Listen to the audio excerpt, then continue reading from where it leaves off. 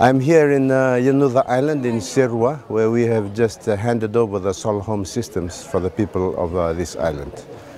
Initially, the solar home systems were just the property of government, and all the villages, although 13,000 solar home systems that we had in Fiji, the people that had these solar systems, they used to pay $18 monthly payment to the government for the use of it.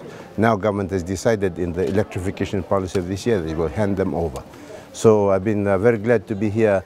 We have chosen one village per province where we do the official handing over, and the island of Yanuca, the village of Yanuca, has been chosen, and today we have handed over 54 solar sets to the islanders, which will, total value of this is around 162,000.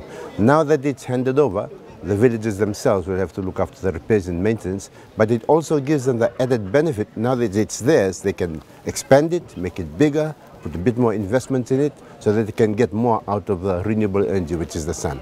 So I think it's a great and joyous day for them, and I think they're all very appreciative of government's gesture in handing over this investment of around 162,000, so it becomes an asset for the villages themselves.